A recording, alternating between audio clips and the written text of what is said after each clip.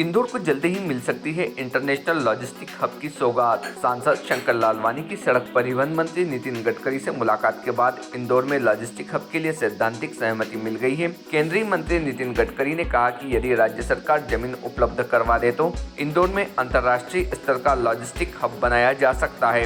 साथ ही सांसद शंकर लालवानी ने इंदौर से खंडवा के बीच बनने वाली सड़क के काम में तेजी लाने के लिए केंद्रीय मंत्री से अनुरोध किया है। इंदौर नागपुर वाया बैतूल राष्ट्रीय राजमार्ग से काम में तेजी लाने का अनुरोध भी सांसद लालवानी ने केंद्रीय मंत्री से किया, जिस पर मंत्री ने भूमि अधिग्रहण से संबंधित मामले जल्द निपटाने के निर्देश अधिकारियों को दिए। सांसद लालवानी ने इंदौर और जयपुर की बेहतर कनेक्टिविटी के लिए उज्जैन झालावाड़ के बीच 4 लेन सड़क बनाने की मांग रखी, जिससे इंदौर की पहुंच उज्जैन झालावाड़ जयपुर होते हुए सीधे दिल्ली तक हो जाएगी।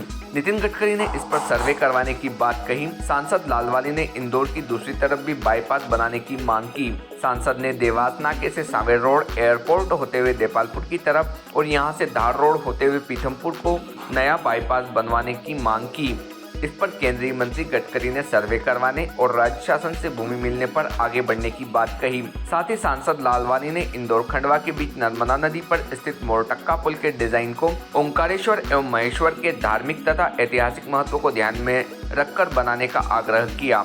पूर्व लोकसभा अध्यक्ष सुमित्रा महाजन ने भी इस विषय में नितिन गडकरी से बात की थी। भारतीय न्यूज के लिए इंदौर से दीपक छाबड़ा की रिपोर्ट। आज सड़क परिवहन मंत्री माननीय नितिन गडकरी जी से मुलाकात हुई और इंदौर से आसपास से जुड़े हुए प्रोजेक्ट पर चर्चा हुई। खास बात ये है कि इंदौर से खंडवा का जो सेक्शन है वो नेशनल हाईवे ने बनाने जा रहा है और उससे तेज़ी लाने के लिए कहा गया है। इसी रोड पर ओंकारेश्वर में मोरटक्का के पास में एक बड़ा नर्मदा के ऊपर पुल है, जिसको कि नेशनल हाईवे वाले बनाने जा रहे हैं।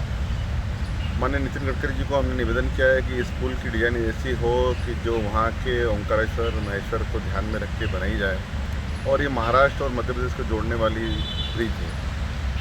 माननीय सुमित्रा महाजन जी ने भी पूर्व में इस बारे में पत्र माननीय नितिन गडकरी दिया था और उन्होंने इस सप्ताह सभी अधिकारियों की बैठक बुला के इसमें उचित निर्णय लेने की बात कही है।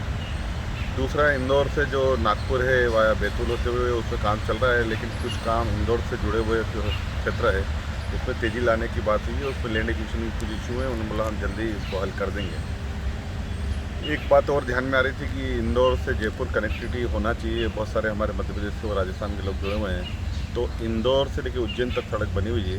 उज्जैन से अगर झालावाड़ बन जाती है तो झालावाड़ से फिर जयपुर बनी हुई है और जयपुर से दिल्ली तक बनी हुई है, तो एक अच्छी कनेक्टिविटी हो जाएगी। उन्होंने कहा हम इसके बारे में सर्वे कराएंगे और परीक्षण कराने के बाद निर्णय लेंगे।